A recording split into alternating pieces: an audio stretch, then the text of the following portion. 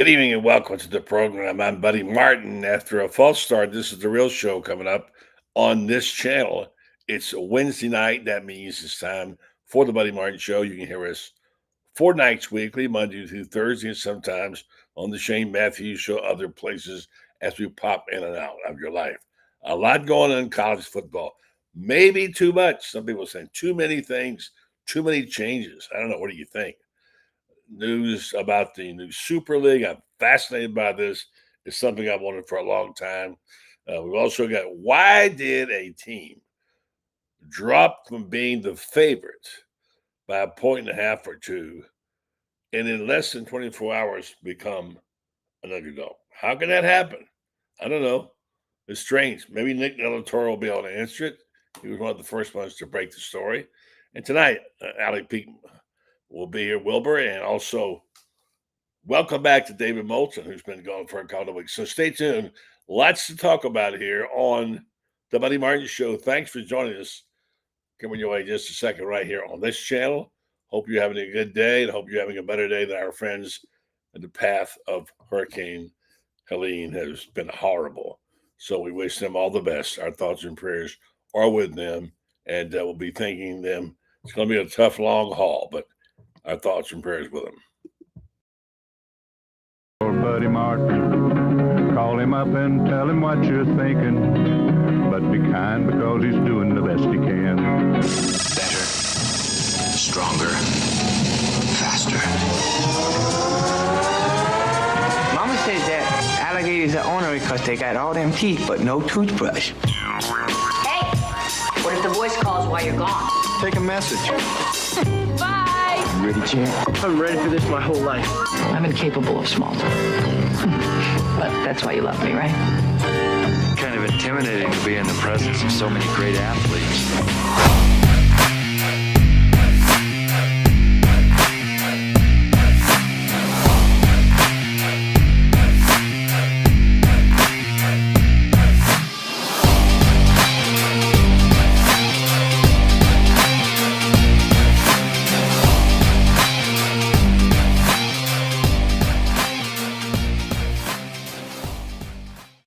And welcome to the program. I'm Buddy Martin. We've got a good show for you tonight. Had a little false start here a little bit ago. Got thinking I was on Central Time, but no, it's Eastern. We're broadcasting live tonight from Ocala. We'll be here for a couple of weeks, taking care of business, doing things, and looking forward to seeing our friends out there and getting to some ball games, getting into the groove of seeing what's going to happen this weekend. The Florida Gators, who were, in fact, at one point a favorite, all of a sudden on Monday night, it flipped over and they became the underdog. So, that was bizarre. So I don't know how that happened. Now, one of the first people to report that was Nick Torre, who's, if all goes well, will be joining us here on the program in a bit and talking about this tonight. So, it's been crazy. I'm actually fascinated by the new Super League. Have you heard about this? Well, I'm telling you, I've heard about it. And not only have I heard about it, I've been writing about it for almost 45 years. It's something I've wanted to happen. I think they needed to overhaul it. But boy, I didn't see it coming now. Did you? A lot of people wondering if, in fact, it's too much. A lot of change going on.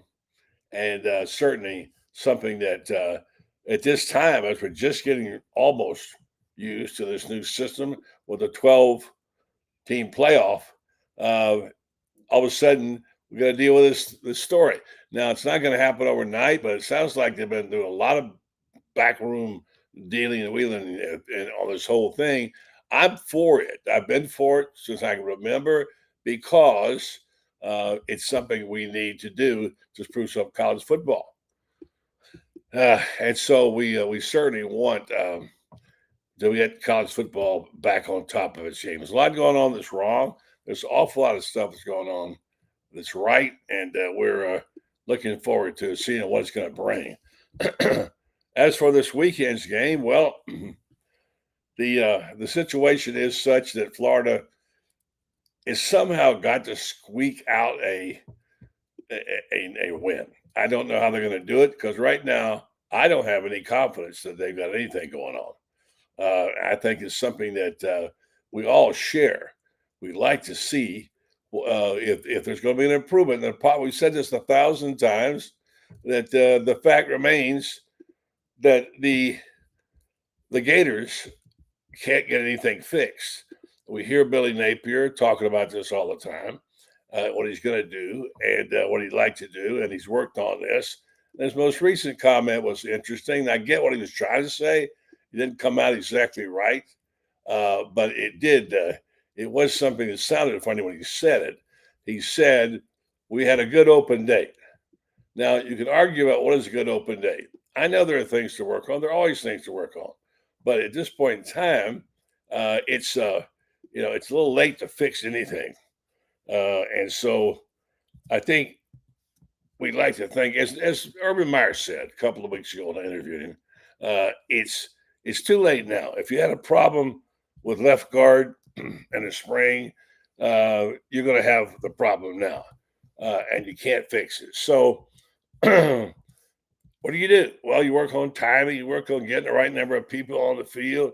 I'm hoping that some way or another they've gotten all those fundamental things fixed because, after all, they should be way beyond that at this point in time. And we're all mystified. They say, yeah, we worked on this. Yeah, we're getting it down. We got to go in. And then you go out. It's pretty much the same thing. Now, there have been some things that have been interesting that improved. And we've seen some starting to play in certain players. And we need to see more of that. I don't know if they can improve fast enough to salvage the season. I rather doubt it. I kind of agree with the theory that Billy's a dead man walking, and consequently, I don't think that can be fixed. Thanks for joining the program tonight. We're waiting on our guests and see if we can cook up with him, Nick Torre, and then we've got Allie Peak Wilbur, and we'll talk. I want to get their thoughts on this. If you haven't heard about this new Super League, I find it fascinating. And the reason is that, okay, I'm going to say this now, and it sounds like bragging, and maybe it is. But the fact remains that I started talking about this in 1979.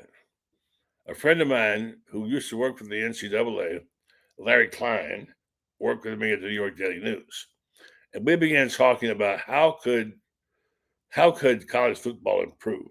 At that point in time, the Gators were playing pretty good football, but that's after their bad season in 79, they began to play better in 80, 81.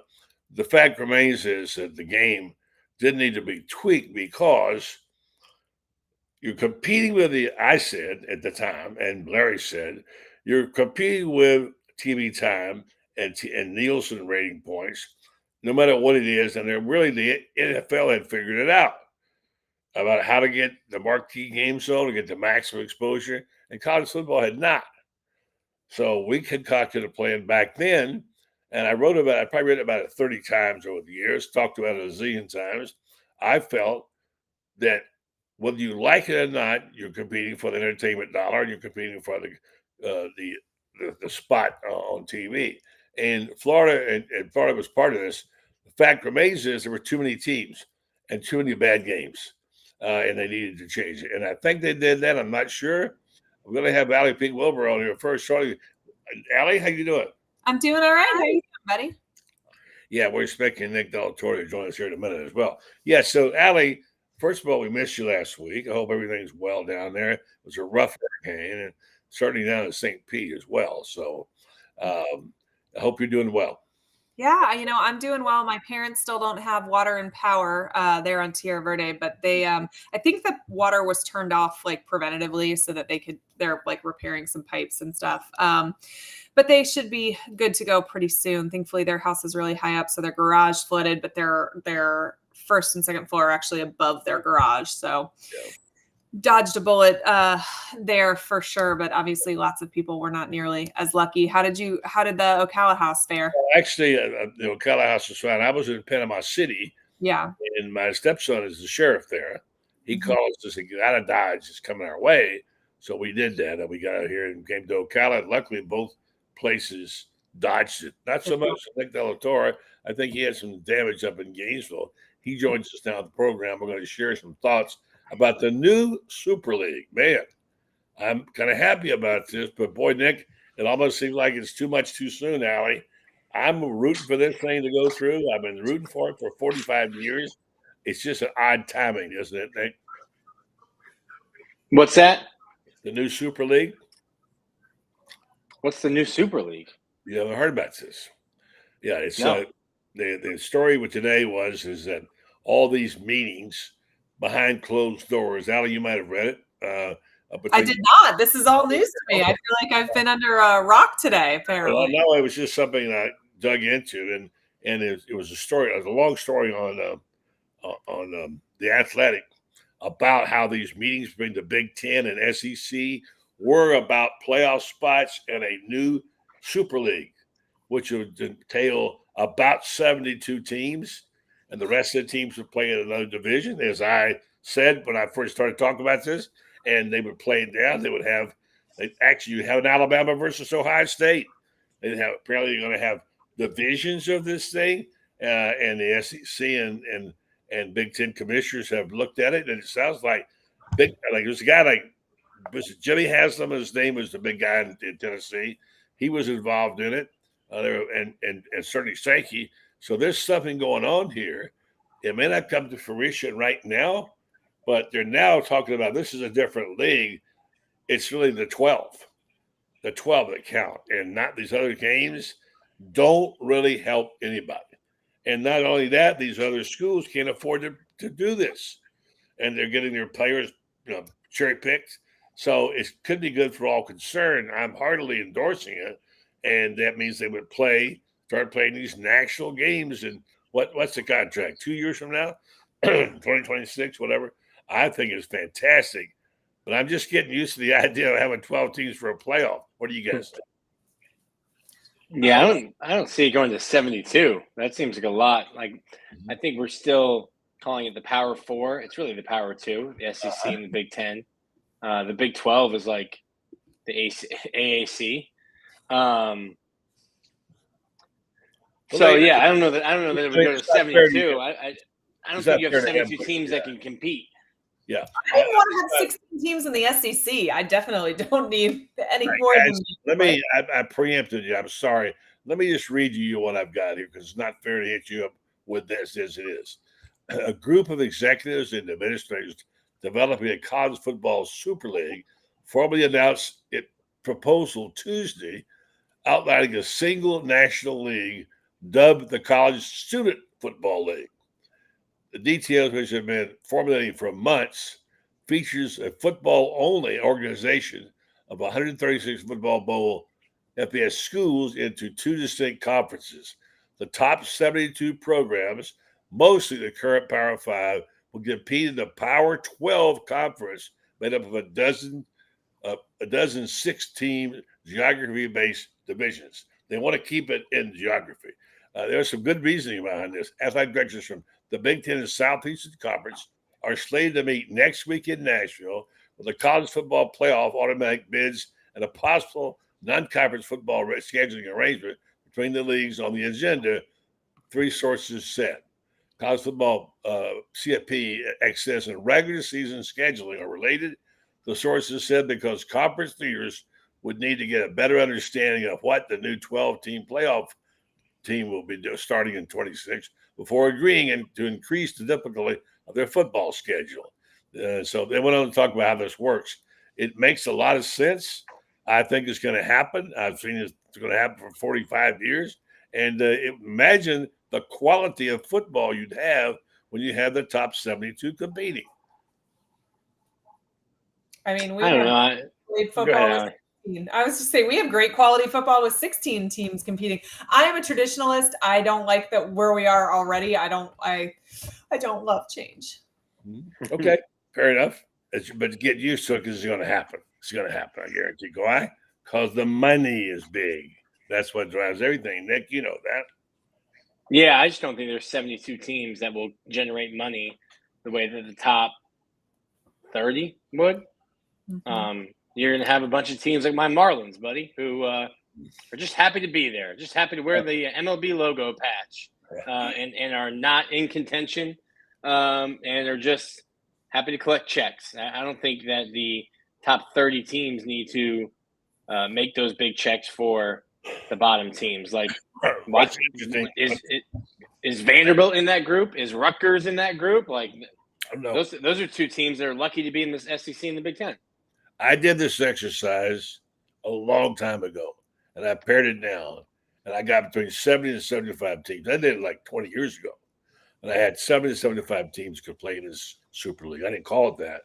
So there are, if you go through and count them, you can do that, and especially if you're talking about bringing back the geographical rivalries, which are endangered right now. That could be a huge asset, I think. So we'll see. It's interesting. It's literally almost a blueprint of what I wrote in 1979. Exactly. So anyway, of course I like it. They've been reading my emails. Hey, Nick, let me ask you something. I know, Allie, you got your hand up. Tell me about this. Okay. Tell me about this line change. You broke the story, I think, one of the first ones, when the Florida flipped from being a favorite to an underdog. Were they, what, a 1.5 favorite and then went to 2.5 underdog? Is that what it is? Yeah. I use Hard Rock because that's what is available to us here in Florida in terms of sports gambling. Yeah. But if you went on, Vegas Insider, where they show a bunch of lines, some lines open with UCF as a 1-point favorite. Generally, you get 3 points, or you're thought to get 3 points for being the home team. So it's not like Vegas thought Florida was going to run away with this game at all. And lines are typically used to induce betting. And when the line came out at Florida 2.5, there clearly was a bunch of UCF money that came in. People taking the points, and to take UCF to win with the points, or even straight up. And what moves betting lines is money coming in, and now they're trying to make the line more attractive to get money on the other side, because Vegas doesn't like to have more bets on one side than the other. So it's nothing to, I think, really be crazy about. I'd be more worried if I were Florida about stopping UCF's running game. Yeah, well, they got some players back, which is good. But I don't know. I've never seen that before. I guess it depends on what lines you use. Allie, what do you think? You have sources? Are people there out there just that down on Florida? It's funny because I text. I used to do radio in Orlando for a lot of years, so a lot of the UCF writers and stuff are people that I speak to on a somewhat regular basis, and so many of them were like, I don't know, we think we're going to lose. You guys think we're going to lose. You think you're going to lose. Like, we have, hard to predict. I will say it's interesting. Xavier Townsend has opted out for UCF. He was a really good return man and probably their number 2 wide receiver. So that's kind of interesting. Also, their Montgomery, who's one of their stable of backs, was in a boot at practice, and they don't give injury reports. That's not something Malzahn believes in, and there is no regulation from the Big 12 there. So they could be down a couple of contributing players. I don't know, if that will be a factor or not, but Florida's going to stop the run game. This is what this comes down to. Nick, it's odd because Eugene Wilson is taking reps this week. Looks like he might make the field, which they drastically need. What do you hear about that? Yeah. He had a minor knee. Had to be minor, to be able to even be back on the field and in a non-contact jersey on Wednesday night. Will he be able to go? Is he also a guy that he's only played 2 games that you need to look at as someone who might decide, you know what, let's use a red shirt. And then if you end up making a move and firing your coach, the portal opens as soon as that happens. You can start talking to Kirby Smart and Kalen or DeBoer at Alabama. You can start talking to Dan Lanning at Oregon. So it'll be interesting to see what happens. Florida's obviously a better offense with him in it. I think Aiden Mizell, who was in a walking boot after the Mississippi State game, I just posted that on Gators Online. I think he's been a little bit limited in practice as well. He's been a guy that you would look to to fill in. So I think to say the bye week came at a good time for Florida might be an understatement. Well, maybe that's why it affected the line. Mizell looks like one of 3 players, Allie, that could be game breakers. He would hit the touchdown he didn't get credit for was a phenomenal play. Exactly what Florida's been needing, Nick, on offense. A guy can make a play. That guy can fly and he can move. I was so impressed with it, and he came back and scored. But that move he made and the way he ran, that's what we're looking for, man. Yeah, I mean, I think we've been waiting to see this happen from Mizell, right? Like that we heard about his speed last year. We heard about how he could really be a guy that contributed. And then we didn't see him. We didn't see it. And it is nice that he had that breakout game. I honestly like Florida's offense concerns me so little compared to their defense. There's obviously room for improvement with their offense, but I think that there are several wide receiver targets that have really done a great job stepping up. Obviously, their running game is great. Like the offensive line is the biggest question mark of the offense, but none of it matters if Florida can't play defense. Yeah. Nick had a story. I'll let you go with this, Nick. I know you got baby duty. The whole Florida's fine settled on 5 offensive linemen you wrote.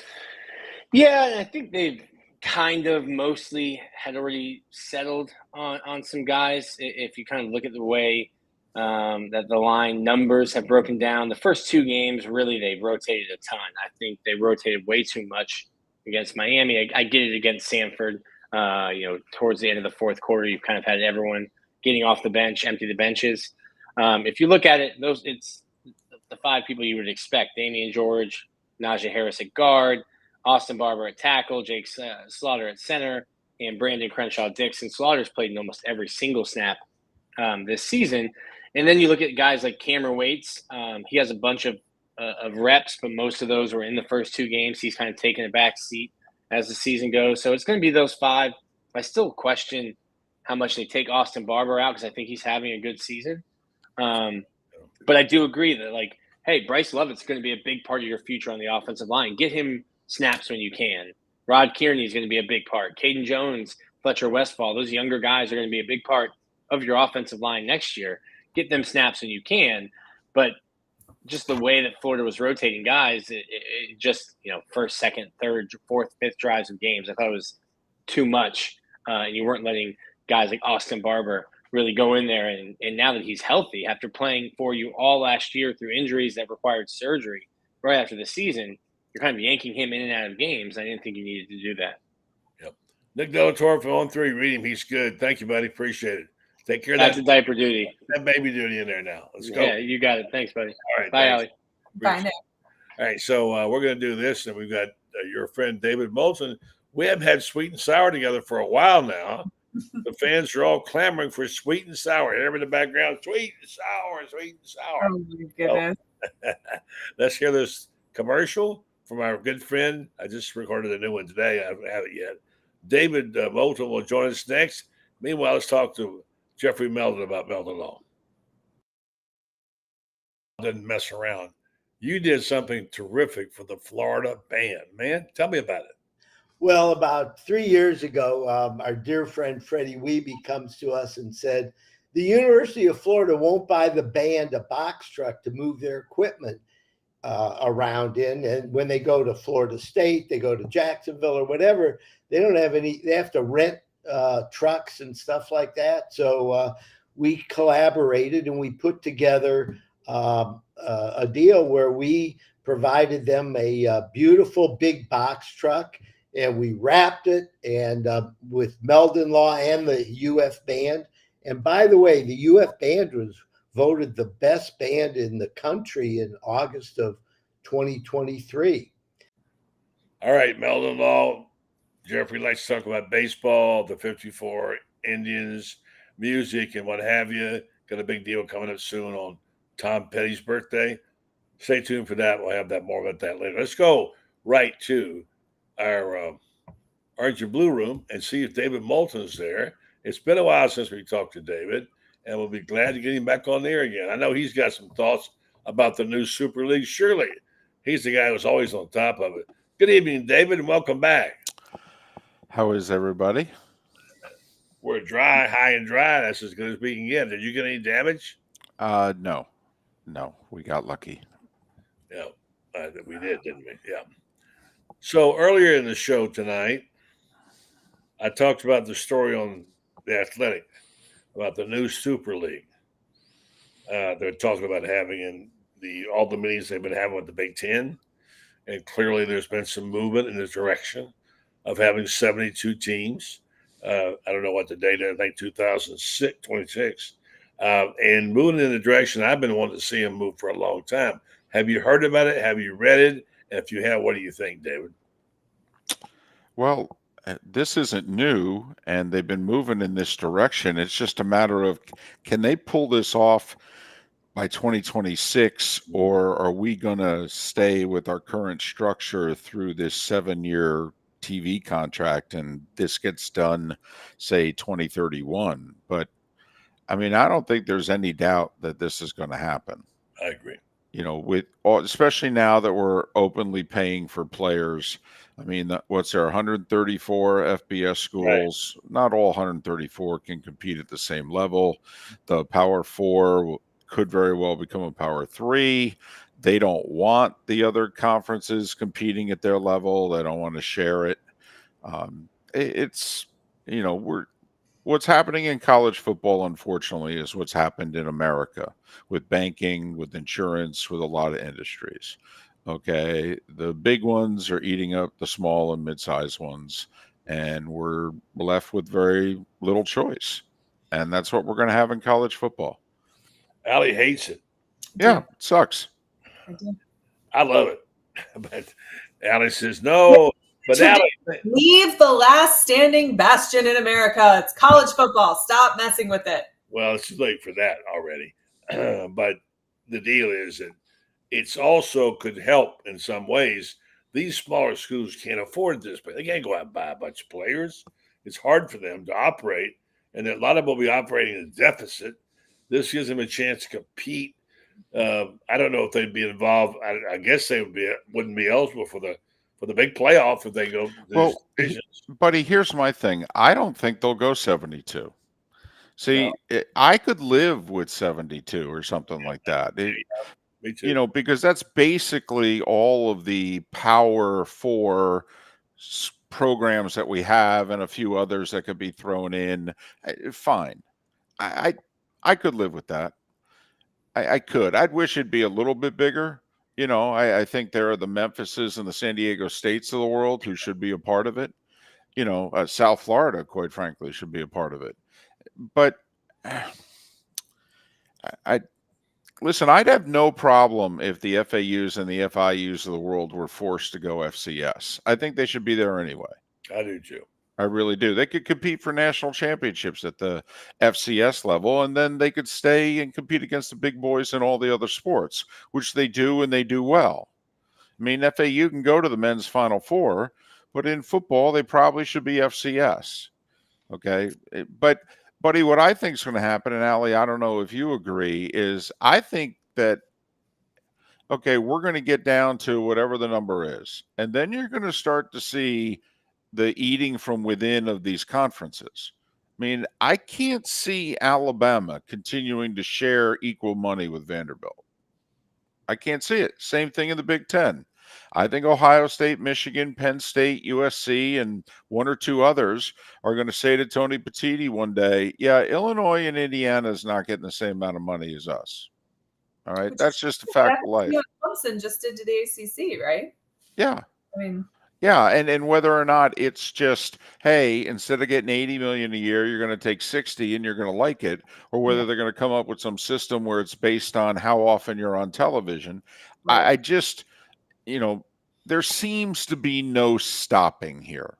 Yeah. They're going to cut 134 down to whatever number they're going to cut it down to. And then I'm telling you, the big boys in the big conferences are going to start to eat within their conference. Yeah. They are, because no one is spending less money. Right. No one. In fact, they're spending more. So the big boys are going to say, we need more, when they don't. Yeah, I mean, that's what started it. It's like it's what's the problem, as Scally said, in the ACC now. Florida State and Clemson think they're above all this, and it's the rich going to get richer, and the other guys aren't going to get. It's just the nature of the beast that when you got a better product and you bring in more money, you should get more money, and that's the way American capitalism is formulated. Yeah, but buddy, it's funny because the most successful sports league in America is the NFL. All right, the Cowboys don't get more than the Titans. That's true. All right, and it's a big reason why the NFL became the behemoth that they did. Quite frankly, it's a big reason the SEC and the Big Ten have become the behemoths that they've become. The other schools have a role. If nothing else, they're wins.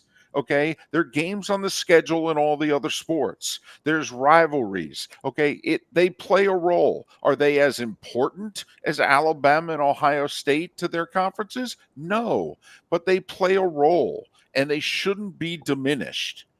And I'm telling you, by the 2030s, Vanderbilt is not going to get the same amount of money. And listen, you don't know where they're going to draw the cutoff. What if Florida can't get their head out of there, you know what, for a few more years? What if one day Georgia says they shouldn't get the same amount of money as us?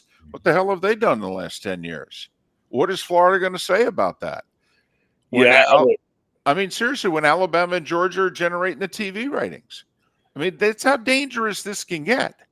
Yep. You have a bad stretch at the wrong time, you could be left out.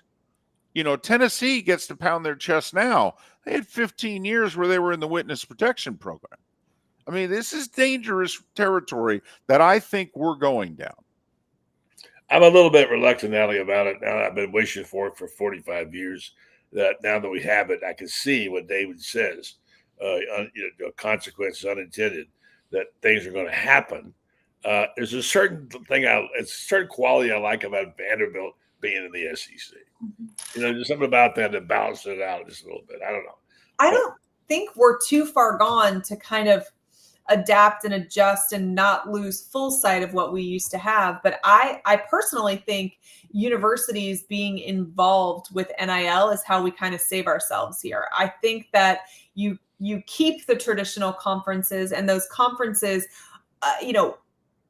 aligned with the universities, rein some of this in a little bit, and it levels out. Like we went from, we are so over regulatory, over ridiculous things that don't matter, and we're not willing to give you an inch, to now the Wild West. And had the NCAA been willing to give a piece of the pie, adapt over time, we wouldn't be in the position that we're in. But I don't know that I think we've completely fallen off the cliff yet, but we got to find our equilibrium here. And I do think that universities being able to be involved in this negotiation maybe helps that a little bit. Yeah, David, I don't know where we're going, but oddly enough, we come off of one of the great games we've had in regular season ever. Who could argue that Georgia Alabama wasn't one of the top 15 or 20 greatest regular season games you've seen? When do you ever see a team come storming back like this? They're left for dead. Milroe was unbelievable, and a 17-year-old makes a winning catch. Incredible stories there. But now here we are, just peak high interest rate level, and now this is the last day, I think, now without a college football or NFL game until November 27th, day before Thanksgiving. Yep. Tomorrow is 55 consecutive days of football. Yep. And we can't get enough as a society. And that's another reason why the powers that be in college football think they can do whatever they want. It's because we're lapdogs foaming at the mouth. I mean, we are. I mean, they haven't done it. Listen, it's professional football. I mean, let's be brutally honest. This is professional football is what it is, with university names on the helmets and on the jerseys. It's pro football. It's our second professional football league in this country, and we're still okay with it. I mean, and once they cross that threshold and we continue to eat it up, there's nothing they can't do. Because if there was ever going to be, us pulling away from college football, it would have been in the last 24 months when it's no longer college football. And we've just accepted it. and said basically, well, as long as they wear my Gator helmet, that's all I really want to see. Yeah, I mean, it certainly has changed in that regard. Let's talk about how college football might be better and might be worse. And what we have here as we enter this no man's land now with a 12-team playoff, we're just getting used to that idea. We realize that the SEC, really, if you look at the SEC, I look at it as quadrants. We know the best four, who they are, and probably can figure out the worst four. But there's going to be four SEC teams in the playoff.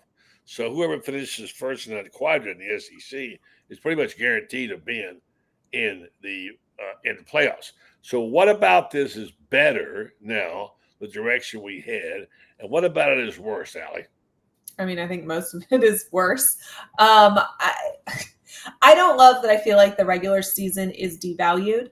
I think that college football was unique in that every game mattered. And we're to the point where we're saying like, oh, well, 9-3 SEC team could potentially make the playoff, a 10-2 for sure, you're gold. And that didn't used to be the case. It gives you mulligans throughout the season. And I don't love that. I do love the concept of more football, right? So this playoff is going to go well into January. I think January 20th is the national championship this week. We get 2 more weeks of free football. I don't hate that. I just don't love what it did to the regular season. And I think, part of this expansion is going to give the SEC more opportunities. And that's going to actually piss off the rest of the college football world who are thinking they're finally getting a fair shot because it's not going to be the SEC bias.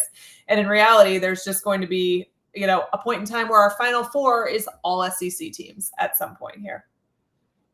Well, it's what we wanted, Is it? It's not what I wanted. I honestly, looking back, what was wrong with the BCS? Is there a point in time where you can – I can think of one time where we can sit and point and say the BCS got it wrong. Not enough depth. Not enough teams had a chance. But the bowl games mattered at that point too. They do, but then what do you have with the bowl games? I mean, really, what does the bowl games add if you got 12 playoff teams and some of them are on now, but they mattered then. We still talk about the Boise State game and the Statue of Liberty play, and that was, just a bowl game. I hear what you're saying, Allie, and I understand. But also, we had an antiquated system back in the 70s where you went to a bowl game and you played a game, and sometimes the rankings came out, before the bowl game. Sure. Well, we've evolved. BCS was okay. I mean, I understand we needed to evolve from, maybe the system we were using in the 70s to determine who was going. I listened to Joe Paterno tell a story about how he would tell his secretary, even if he goes in the bathroom, call him if Bear Bryant calls, because that's going to determine where they play in the bowl game. Bear Bryant was going to be the person that picked, and so clearly there was some tweaking that needed to be done at that point. But we're doing a pretty darn good job with the BCS, and bowl games were fun and exciting and nobody opted out and the TV ratings were great. So did we fix a system that wasn't actually broken? I don't know, David. Was the BCS good enough? Well, I mean, like Allie said, the BCS got it wrong, in 2000 when Auburn's the only one that comes to mind for me. Yeah. Well, I was thinking in 2000 that Florida State shouldn't have played Oklahoma for the Natty. It should have been Miami. That's the only. But okay, in 2004 when you had the 3 unbeatens and they left Auburn out. But the BCS actually, in fact, we had trouble during that era of coming up with 4. We usually only came up with 2, maybe 3, because 4, it seemed like, the 4th team most years was always a stretch. Yeah, it was a stretch. So I don't know. I mean, it is what it is. There's no sense sounding like, old guy on my porch. There just is. It is. I think what they have to do is they have to rein in the costs. Okay. I've been saying it for a year plus now. Their employees, okay, don't care what the ramifications are from that. They are. Okay, if it was anything but helmets and shoulder pads, we'd call them employees. All right, and we need contracts, and we need to negotiate with them, and they need to. By the way, they can't do what the UNLV quarterback just did. By the way, I mean, that they have to hold up their end of the contract as well. But until we rein in the costs, this is just going to be the Wild Wild West on all sides. Let me take you back, Allie, to 1996 when Florida did all this stuff right. Yeah. Coming off this horrible defeat, pounding from Nebraska the year before, and getting it right, and what they had to go through with, even though they won the game. Norm Carlson. A game. So when you're not perfect, it's hard to argue. And the chips fell in the right way for Florida to get there. But had Florida actually taken care of business, they wouldn't have needed the chips to fall. Well, maybe, but the fact is that it took a lot of things to happen, all the upsets they had, in other games for them to get in. Jake Snake Plummer getting beat, by Joe Germain. I will never forget Joe Germain's name, the little red-haired backup quarterback for Ohio State. And, that was after Texas did us a favor in the conference championship game. And there was some destiny involved in that, but that kind of made it exciting. Right? That's natural. Fair, but it wasn't fair. I mean, I don't know. It wasn't. I can remember. Well, it's Florida's first natty. That's one reason. But I remember being in the Roosevelt Hotel the night when the upsets took place, and people went out in the hallways, their doors. I guess it was a Hyatt, maybe it was, and shouted and screamed and yelled, whatever, that they were getting in.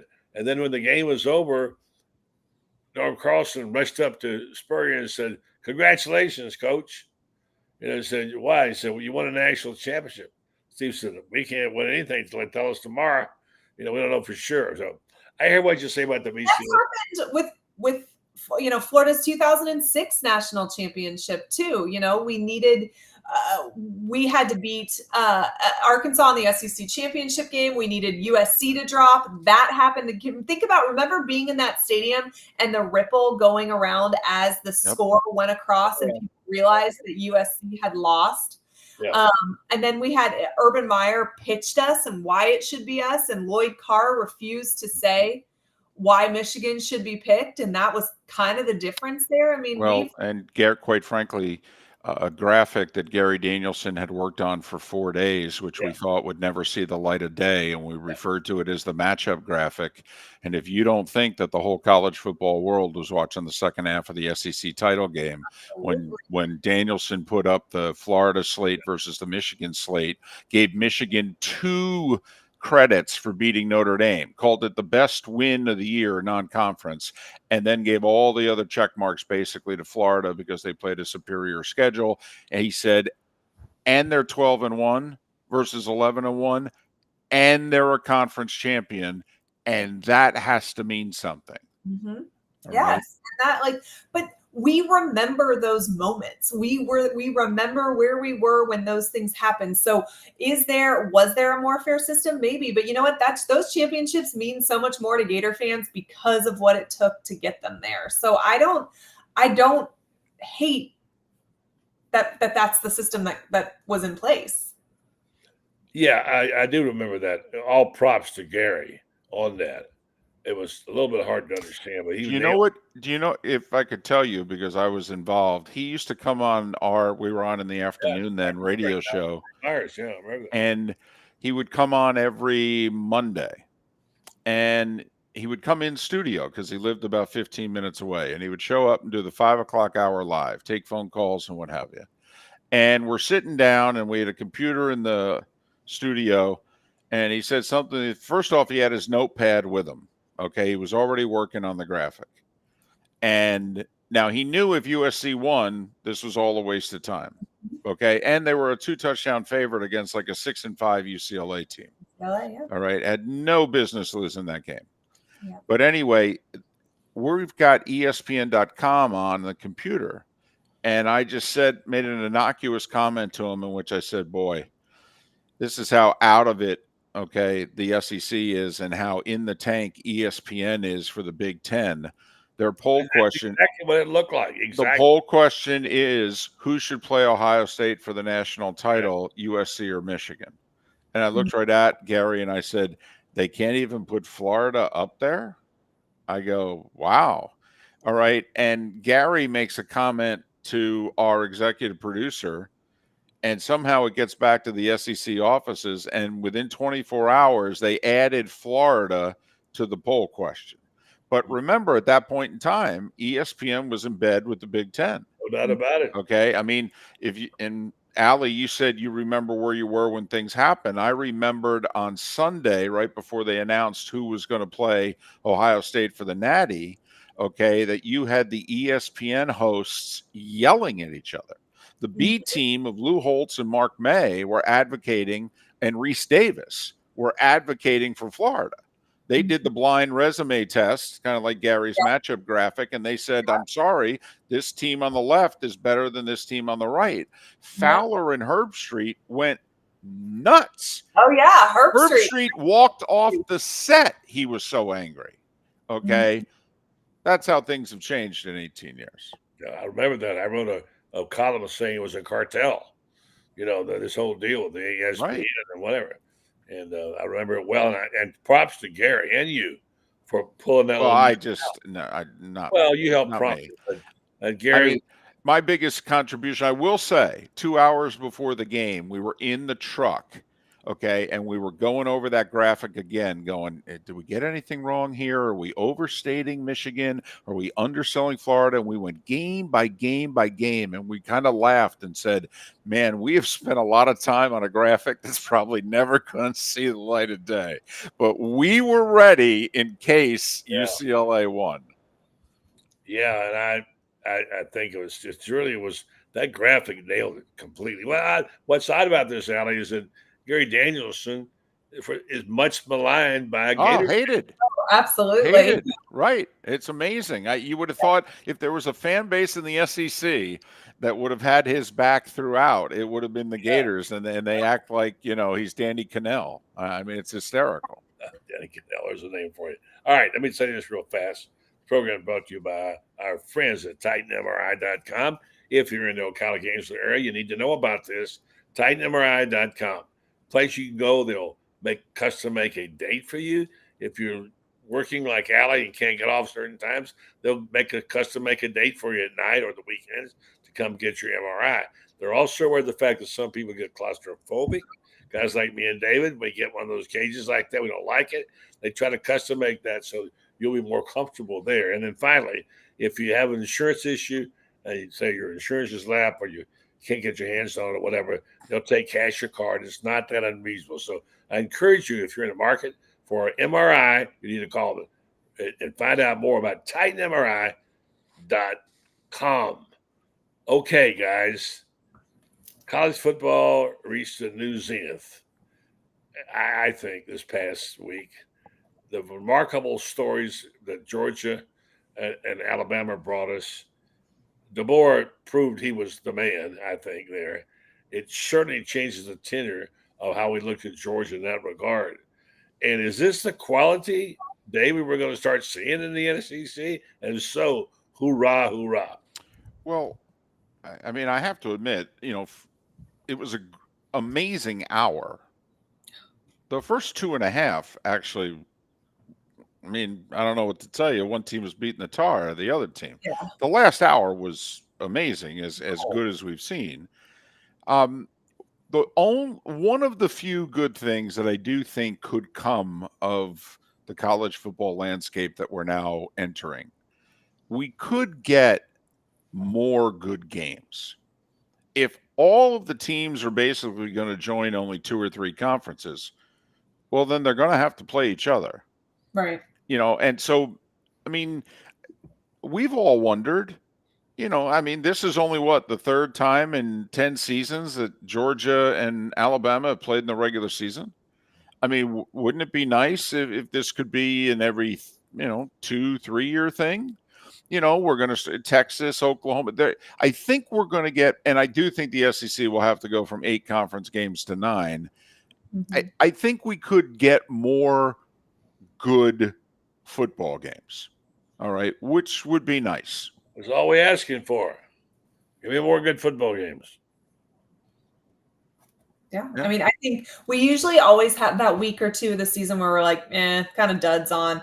We absolutely have not had that so far. And I mean, shoot, October 19th, like, I don't want to schedule anything. I don't want to leave my house. There's so many good games that take place on that day. So,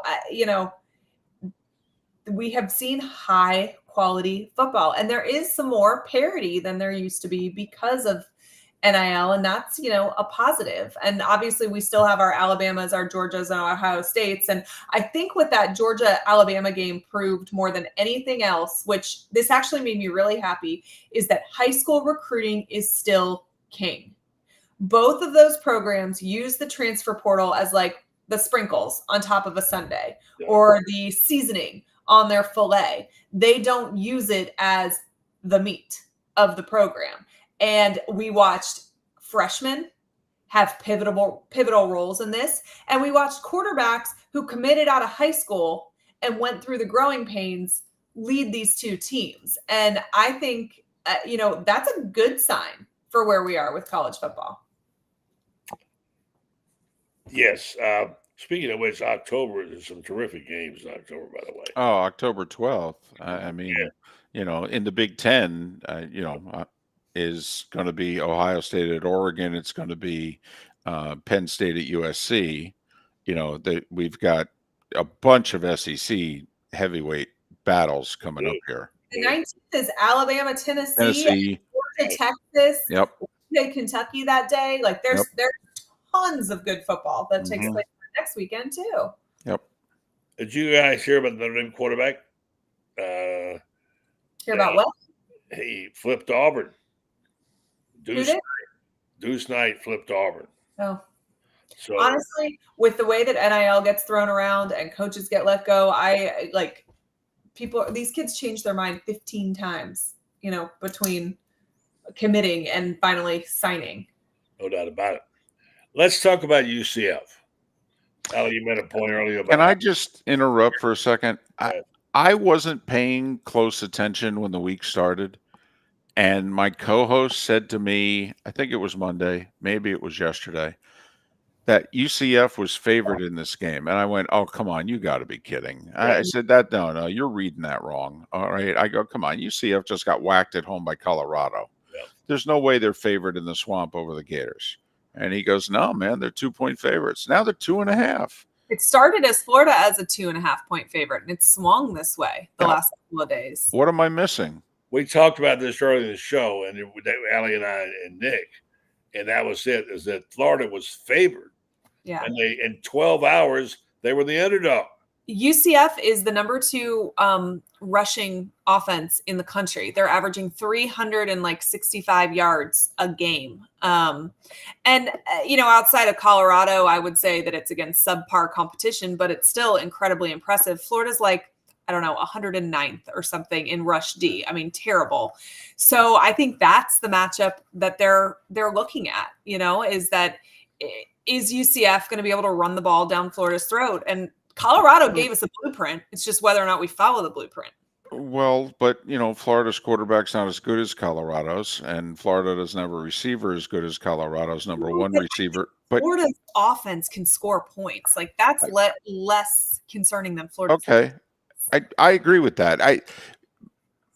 I just don't understand how UCF's favored. Not after last week. Before last week, I actually could have understood it. But after last week, and also the Gators didn't quit on Napier and Starkville. This to me is indicative of, they think that the team has quit on Napier. The team hasn't quit on Napier. Okay. It's just not good enough. And I don't know that the coaching is good enough. I think it's an indictment on whether or not people think Napier can read Dion's playbook.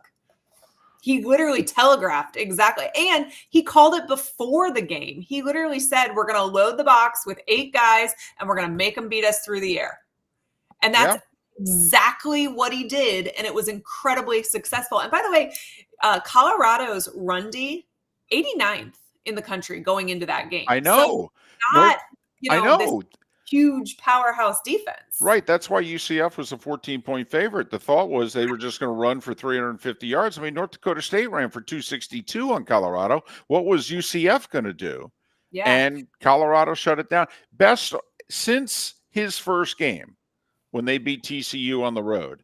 I thought that was the most complete game they've played under Dion against UCF on Saturday. Both sides, they also ran it for like 140 yards. He committed to running the ball, and imagine that. It set up play action and big plays. Imagine that, running the ball, setting up a passing game. Huh. I'm kind of interested. We haven't seen this line move since it came out that Xavier Townsend is opting out for UCF. He's their number 2 wide receiver. He is their return man. And he has decided this week he's out because he wants to save the red shirt and he wants to transfer. So they're down that weapon. Montgomery, who is one of their stable of running backs who they have been able to rely on, is in a walking boot this week. We don't know whether or not he's going to play. He hasn't practiced so far. So it's interesting, too, that even with some injuries, it's not actually moving the line in Florida's favor. All right, before we do this, I want to get David, and you can weigh in too if you got top 5 or top 3, whatever. Brian Fisher wants you to give him his top 5 coaches to take over Florida. But let me clarify something. Last week on the show we did over the weekend, a lot of UCF fans hollered us for not calling him by the school by its right name and said it's not UCF, it's Central Florida. Like Kevin, you're disrespecting by calling it UCF. So setting the record straight, this came from UCF today in their game notes. Please refer to the University of Central Florida as UCF, okay? Not Central Florida on all references. Also, UCF is no longer the Golden Knights. And this is such a little brother statement to put out, and it just makes me want to call them Golden Knights until the game. So anyway, this is set the record for those people who got mad at us about that. I was going to say, isn't it South Florida that we for years called them USF, and they're the ones that in the last 2 years has said we want to be South Florida, not USF? Could have been. I don't know. I live here, and I have never even heard that. But I know that UCF doesn't like Golden Knights, and they don't like Central Florida. So that is how I will refer to them for the rest of the week. All right, guys. Lane Kiffin or who? David, your top choices. You don't have to do 5 for Florida as we stand today. Well, Lane would be my number 1, and I'm not just saying this because he just beat Lane, but Mark Stoops would have been on my list too. I mean, Mark Stoops had the A&M job, and then there was too much grief in back channels at A&M, and they pulled the offer and gave it to Elko. I mean, Mark Stoops is winning football games at Kentucky. All right. He knows how to build the program. He's a good coach. By the way, he recruits high school kids. Yeah. I think Mark Stoops would do it the right way, and Florida would be a consistent winner. I know, he's probably not sexy enough, and oh my goodness, we're hiring Kentucky's football coach. Yeah, somebody hired Kentucky's football coach in the 50s. His name was Paul Bear Bryant. All right, so just don't begrudge the Kentucky football coach. I just don't see when he'd come. He can name his price. He just has to win 7 games a year, and his job is safe for life. True. But I do think that he might be at the point where, because he wanted the A&M job. All right. Yeah. So he still wants to scratch that, hey, I want to compete for something itch. Sure. I know after Billy, they won't go this route. I happen to think the guy at South Florida is going to be a star. Okay? I really do. Now, I understand they just got whooped and, the whole deal. But I think, and I know he's wrong guy at the wrong time, but I do think he's going to be tremendous. And if my A and B candidates fell through, I would interview him. Yeah. Allie? I think Lane, unfortunately, I really feel like it's like Lane and then there's a drop off for what Florida fans would think is acceptable. I think Fish would be somebody that I would call. I know a lot of people have talked about Jamie Chadwell, which I don't love the idea of going group of 5. I don't love the idea, like we call him Sunbelt Billy. We talk about how He didn't have the experience, but I do like Jamie Chadwell. I don't mind Golich. I don't know that I think he's ready, and I don't think Florida fans can handle. No, I know anybody that doesn't Right. come from a What about Cignetti at Indiana? I mean, he's doing You great. hire Indiana's football coach. I mean, think about that for a second. I mean, he's used to tough competition at least better than I USC. think it's a crapshoot. I'm with you. It's Lane. It's nobody. it's I like very Jamie much Chadwell, but Jamie feels- Chadwell, you're going to go hire Liberty's football coach to be in Florida, are you? You can't. I think Chadwell's a heck of a coach, in my opinion. It just very much feels like Lane or bust, which I don't love. And there's parts of me that watch some of the things Lane has done on social media and feel like, shoot, he's trolling us. This is just like, is he really as interested as he has let people behind closed doors know, or is this really just to get another paycheck and, go back to Ole Miss? I don't know, but I think that there's a possibility that Gator fans are just really let down if it's not Kiffin. I don't know him personally, Mhm. but I know a guy who knows him very well, talks to him a lot, whatever. He says Lane really wants the Florida job. I don't know. Yeah. That's what the word is. That is what I have heard too. And then I've talked to a couple people that are like, oh, we're really close with, some of his best friends that say his kids are so happy in Oxford and he, wants that to continue. I don't know. I think he's a really hard person to read. I think he enjoys the attention. I think he enjoys kind of playing the fans, which is part of what excites us about Lane Kiffin, right? But also it could be the part that burns us. Yeah. Hey guys, great job tonight. It's really good to have you back again, David and Allie. I'm glad you're both safe and survived the storm. And I'm looking forward to a really good football season. Despite what Florida's doing, there's some great games, and the national picture looks good. I'm looking forward. Can I ask you two a question? Sure. If UCF wins Saturday, is this Ron Zook all over again? Is he getting fired walking off the field? And I'm being serious when I ask this. I mean, or does it not matter at this point? He's going to coach out the season and then, what happens is going to happen. But I'm curious, if they lose at home to UCF, which would be their third home loss in should 5 be. Okay, does he make a Sunday morning coach's show and press conference? So I was told by somebody that is generally pretty dialed in with this, that it was their understanding that he would be let go if Florida loses the Tennessee game. And so that to me doesn't make a lot of sense, because you're saying you keep a coach after you lose a game you should win, but you fire a coach after you lose a game you should lose. And they were saying it's more of a guarantee of a losing season if that happens. But I personally feel like you should not let back into the building if you lose to UCF. I don't know how you come back from that. I don't know how you salvage the locker room.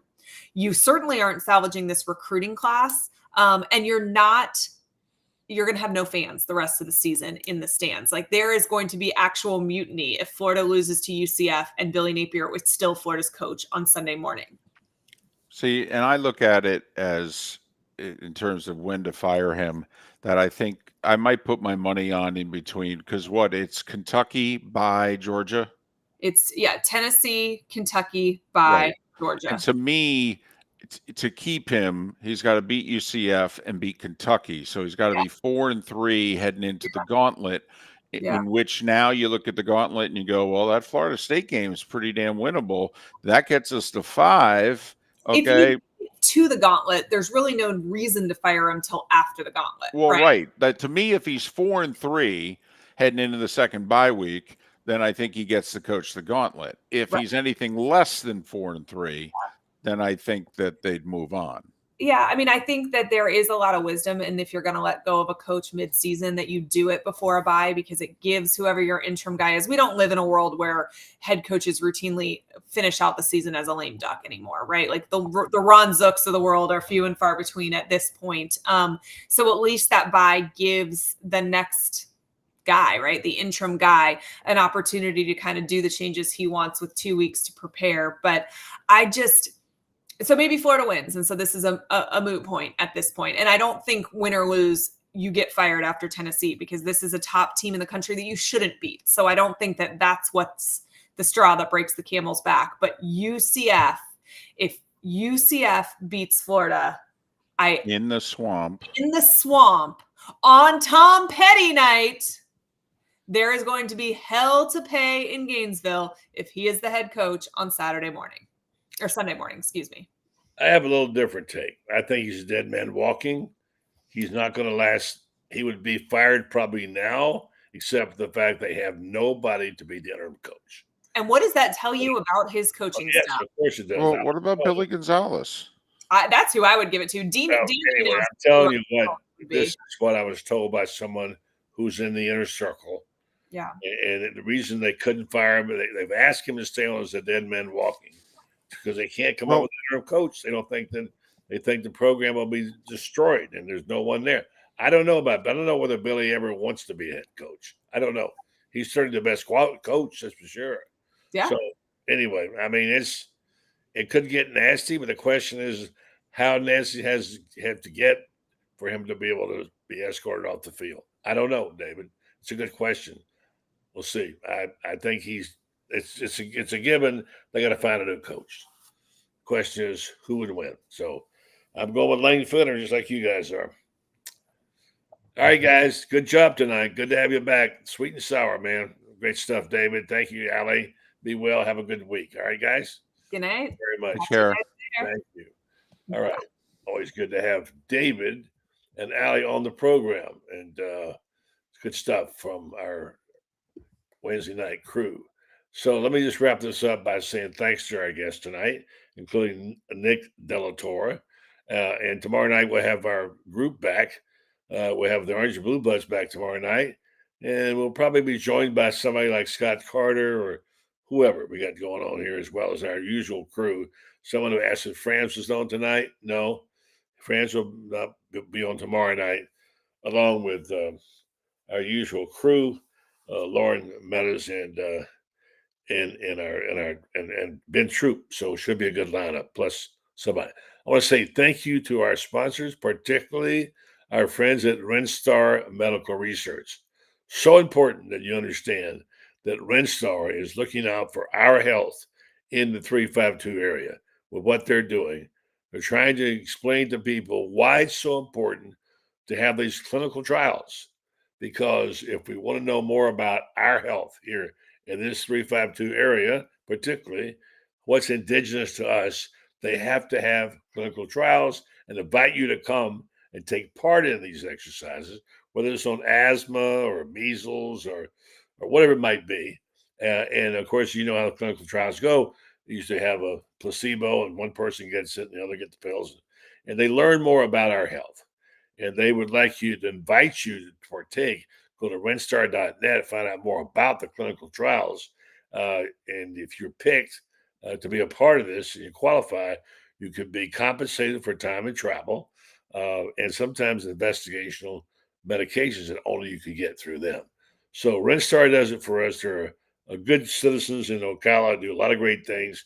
They're also looking out for our health. Renstar Medical Research, seeking the best answers to the health questions of today. All right, folks, we enjoyed the program tonight. Hope you enjoyed it as much as we did. Thanks for listening. Thanks for watching. Tell your friends and neighbors about Gator Bait. You got to know what's happening at Gator Bait. Some of the best stuff you want to read on Gator Sports. People like Fran Spirit. So check them out. GatorBaitMedia.com. Good night, folks.